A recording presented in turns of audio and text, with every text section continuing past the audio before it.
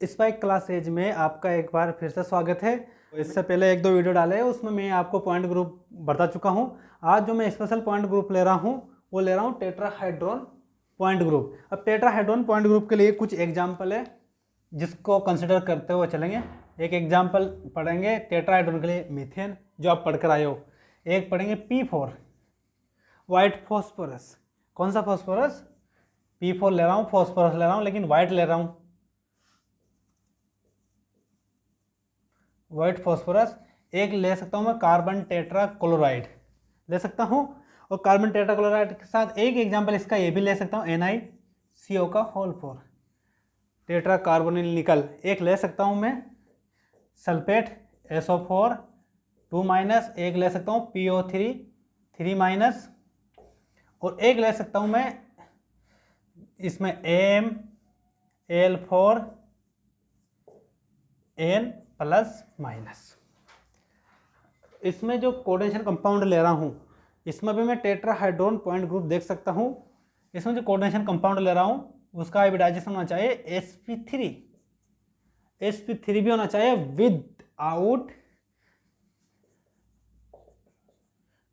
Without Jahn Teller distortion. Jahn Teller distortion नहीं होना चाहिए, तभी आप इसमें देख सकते हो। ठीक है, अब एक और एग्जांपल और आप कंसिडर कर सकते हो, वो भी लिख देता हूँ SiO4 4- और तो सिलिकेट। तो मैं यहाँ पर इन सभी एग्जांपल को आप कंसिडर कर सकते हो। मैं एक एग्जांपल ले रहा हूँ रेफरेंस के रूप में, उसी से आपको टेट्राहाइड्रोन एक्सप्लेन करूँगा। देखिए कौन सा ले रहा हूँ मैं रेफरेंस, आपके CH4 मीथेन। अब मैं इसकी स्ट्रक्चर ड्रा करूँ, ये कार्बन,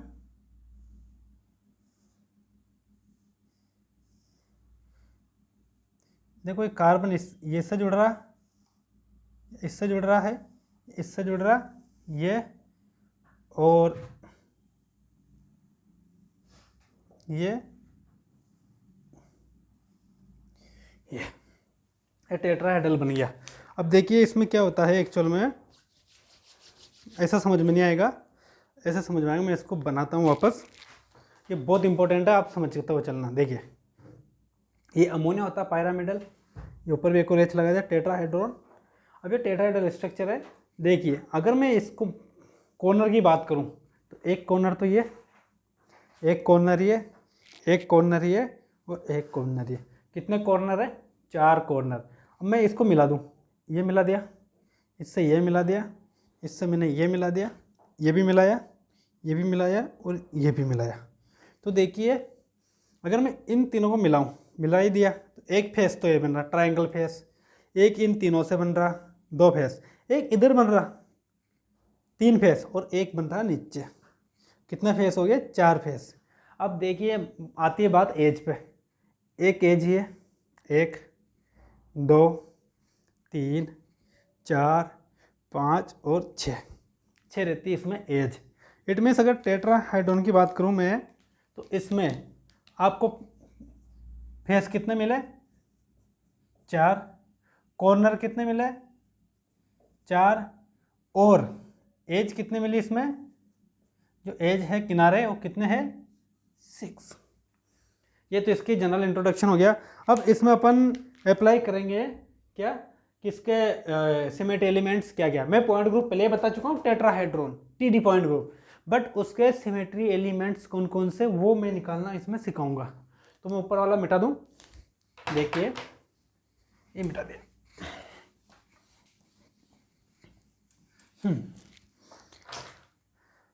ये वापस बना लेता हूँ।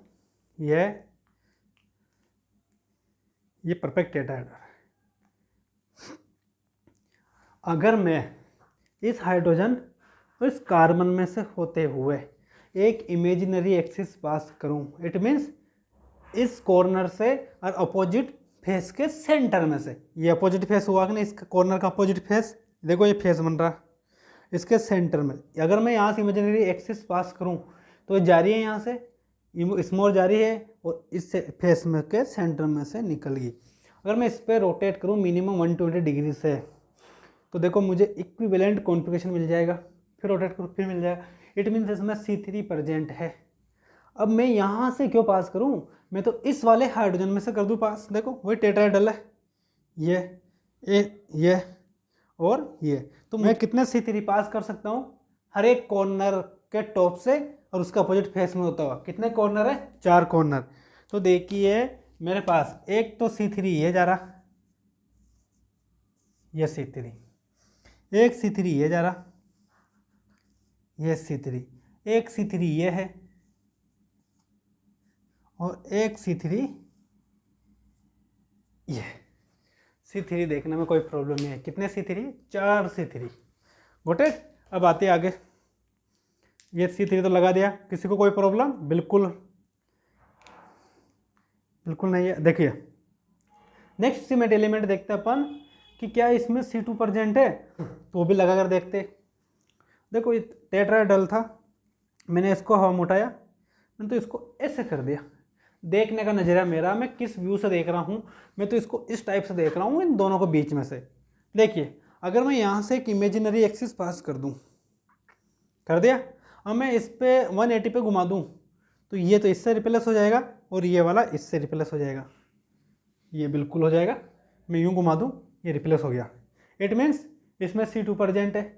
ये अभी C2 कहाँ से जा रहा, देखो ये एज अपोजिट, ये एक एज है, इसका अपोजिट ये एज है, अपोजिट एज में से जा रहा।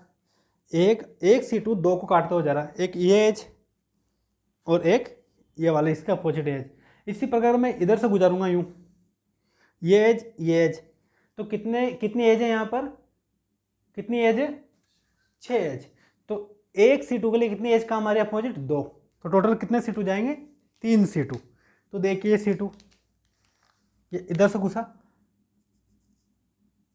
ये C2 और ये अपोजिट एज में निकल जाएगा, है ना। एक इसके अपोजिट ये और इसके अलावा एक इधर से घुसेगा, ये इसके अपोजिट में निकल जाएगा और एक जाएगा अपने, वो मैं शो नहीं कर सकता इसमें, मैं बाद में टेट्राहेड्रल को क्यूब में बनाकर फिर उसमें शो करना सिखा दूंगा C2।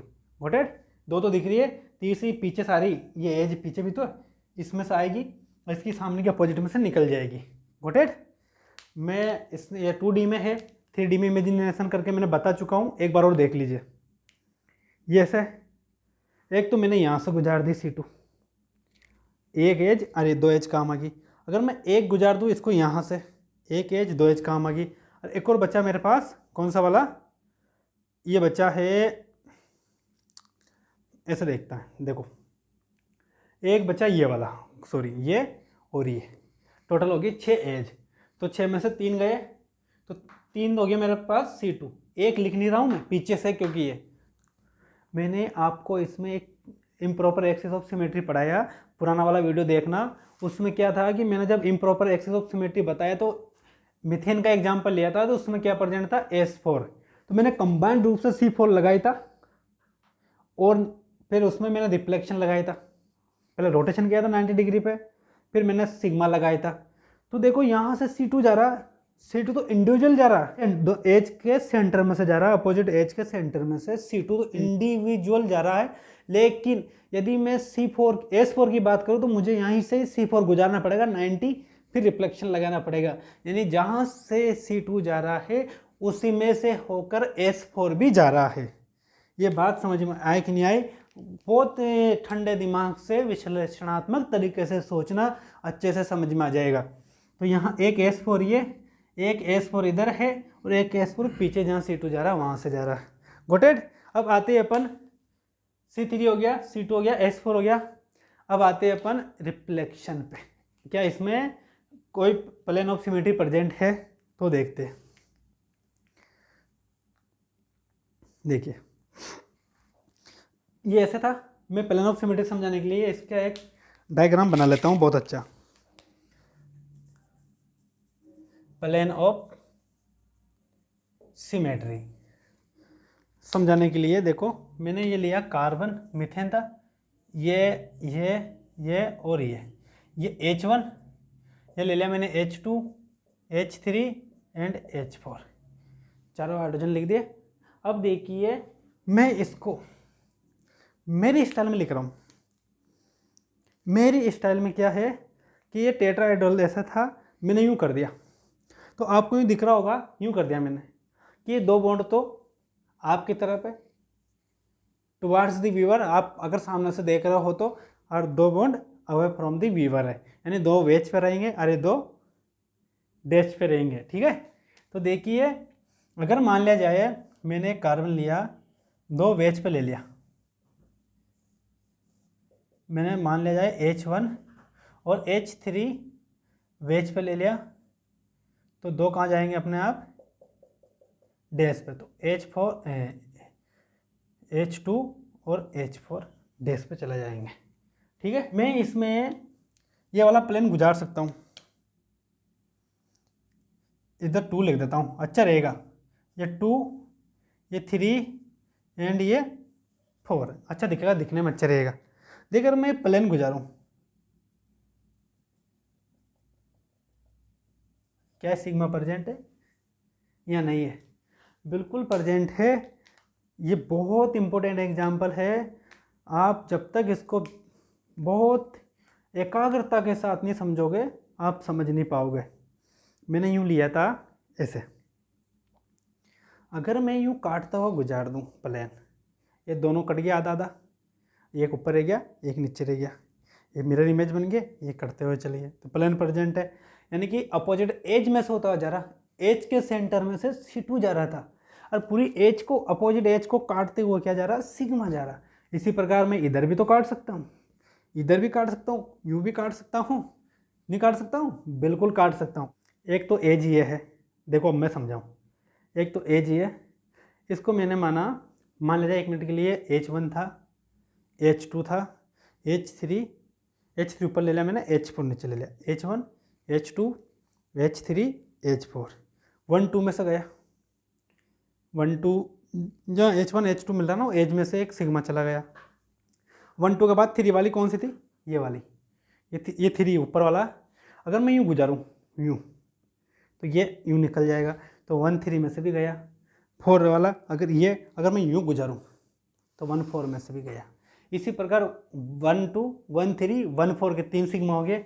अब देखिए आगे 1 से ख़त्म, अब आ जाओ 2 3, 2 नंबर ये है, 3 ये भी जा रहा है सिग्मा, ये अपोजिट निकल गया, 2 3 हो गया, 2 4 ये कहाँ बताया मैंने, देखो ये 2 4 में से जा रहा, निकल गया। अब बचा कौन सा, 2 4 खत्म, 2 सिग्मा हो गया, 5 हो गया, अब बचा एक 3 और 4, 3 और 4 वाला ये कहाँ बताया, ये देखो, इट मीन्स टोटल कितने सिग्मा है, 6 सिग्मा। देखो मैं ऐसे लिख सकता हूँ कि अगर एक सिग्मा 1 2 में से गया तो दूसरा जाएगा 1 3 में से, फिर तीसरा जाएगा 1 4 में से 3 सिग्मा, फिर दूसरा जाएगा अगला 2 3 हाइड्रोजन में से, फिर 2 4 हाइड्रोजन में से, फिर लास्ट जाएगा किस में से, 3 4 हाइड्रोजन में। ये यहाँ बताया, फिर इस हाइड्रोजन को मैं चेंज व्यू चेंज कर दूंगा, फिर ले आऊँगा। इट मीन्स कितने सिग्मा हो गए, 6 सिग्मा। क्या 6 सिग्मा डी है या नहीं है, तो इसका डिसीजन भी अभी कर लेते हैं। ये देखिए ये जा रहा था यहाँ से, ये मान लिया सिग्मा जा रहा था, ये जा रहा था, ये सिग्मा जा रहा, एक सिग्मा ये आ रहा है ना, ये जा रहा। अब यूँ बताओ एक C2 तो इस एज में से यूँ जा रही थी, एक C2 इधर से भी आ रही थी सेंटर में से, 2 C2 मिल रही और सिग्मा यूँ जा रहा, तो ये C2 आ रही, ये C2 आ रही, C2 को बीच में से काटते हुए जा रहा। आप इसको स्टगर्ड जैसा समझ सकते हो, टेट्राहेड्रल को स्टगर्ड नहीं है लेकिन स्टगर्ड जैसा मान सकते हो, क्योंकि हम 2 यूँ रहेंगे तो हम 2 यूँ रहेंगे अपोजिट, इसी को तो स्टगर्ड कहते हो। जब स्टगर्ड संरचना तो 2 C2 को सेंटर पे काटते हुए सिग्मा जा रहा है, तो 6 के 6 ही सिग्मा क्या है, सिग्मा डी मिल गए। तो अब सिमेट्री एलिमेंट्स लिखूं तो मुझे मिला एक तो आइडेंटिटी, वो तो है ही है, मुझे कितने C3 मिले, 4 C3 मिले, और मुझे मिला क्या मिला,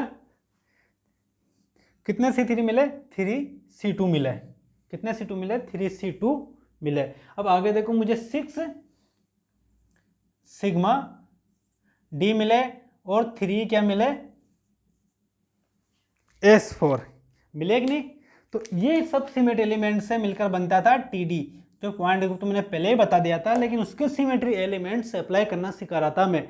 TD है। अगर मैं इसमें टोटल एलिमेंट्स देखूं तो टोटल कितना हो गया 17, इनको जोड़ देना 17 है। और C3 को कितनी बार अप्लाई किया, C2 को कितनी बार अप्लाई किया, S4 कितनी बार अप्लाई किया, तो टोटल ऑपरेशंस को ही तो अपन क्या कहते थे, ऑर्डर ऑफ ग्रुप। तो अगर मैं ऑर्डर ऑफ ग्रुप यानी एज की बात करूं तो ये आएगा इसमें 24। गोटेड। इसके साथ आपका टेट्राहेड्रॉन समाप्त होता है। अभी मैंने टेट्राहेड्रॉन पॉइंट ग्रुप बताया। टेट्राहेड्रॉन के कुछ सिमेट्री एलिमेंट्स अप्लाई करने में आपको प्रॉब्लम आ रही होगी, तो मैं उसी के लिए एक पैरेलल एग्जांपल ले लेता हूँ। क्यूबिक बॉक्स में टेट्राहेड्रॉन को मानकर, तो क्यूबिक बॉक्स में टेट्राहेड्रॉन मानेंगे तो क्या, सबसे पहले क्यूबिक बॉक्स बनाओ और उसके अपोजिट कॉर्नर पर एक एक हाइड्रोजन रखा मैंने और सेंटर में एक कार्बन।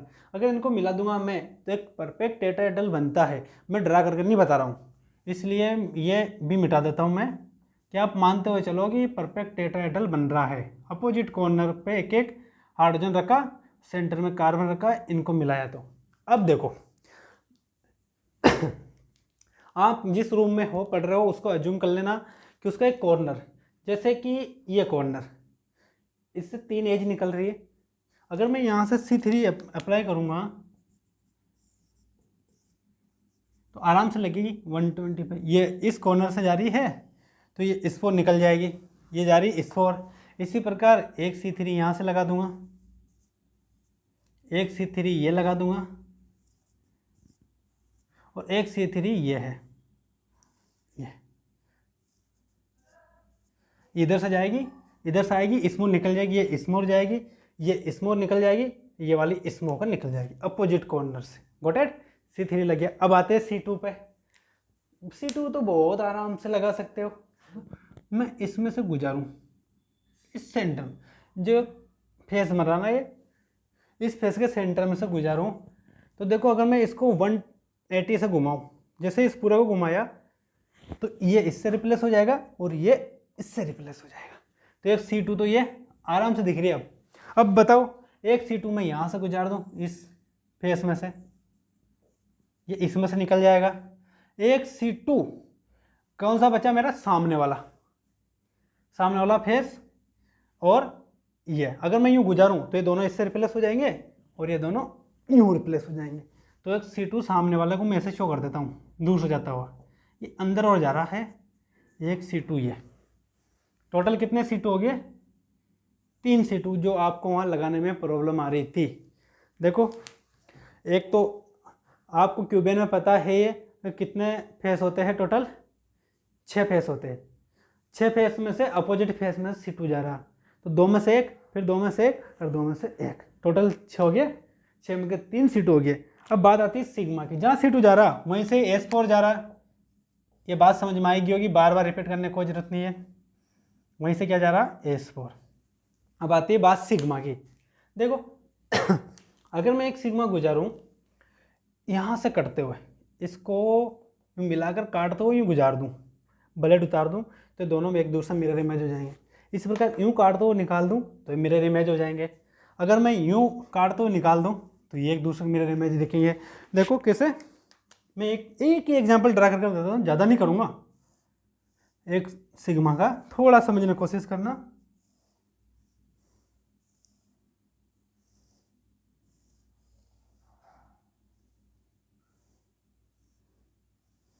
देखिए अगर मान लिया जाए मेरे पास एटम है, कहाँ कहाँ पर एटम थे अभी अपोजिट कॉर्नर पर मेरे, एक तो ये था और एक ये था। एक था मेरे पास कहाँ पर, ये, और एक था ये। अगर मैं इस पे गुजारूं, कैसे, इसको मैं काटते हुए, अब कैसे शो करोगे भाई ये कट रहा है कि नहीं कट रहा, कैसे बताऊं। आप तो ये ऐसे जा रहा है, यूँ जा रहा है तो यूँ उतर चला गया, ये पीछे रह गया, ये आगे रह गया। आप तो इमेजिन करो ये 2 है, ये है और 2 यूँ है, यूँ ये। अगर मैं इसको उतार दो चलूँ, काट दो आधा आधा, तो ये दो हाइड्रोजन एक दूसरे रिप्लेस हो जाएंगे, ये आधे आधे कट गए। इसी प्रकार अगर मैं यूँ काट दो चलूँगा यूँ, तो ये आधे आधे कट जाएंगे, रिप्लेस हो जाएंगे।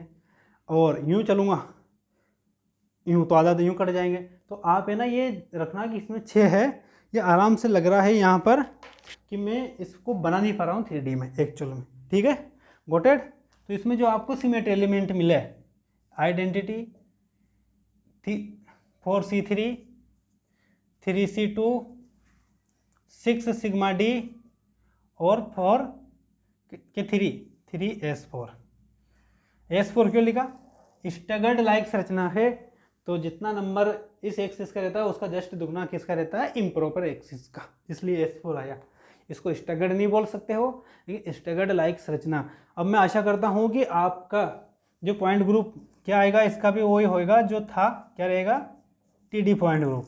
तो मैंने जो टेट्राहेड्रल पॉइंट ग्रुप समझाया उसके सिमेट्री एलिमेंट्स में अगर कोई कमी रह गई हो गई तो क्यूबिक बॉक्स में टेट्राहेड्रल को मानकर वापस आप वही सिमेट्री एलिमेंट आया, पॉइंट ग्रुप वही आया TD। तो आपका ये क्लियर हो गया होगा। ओके।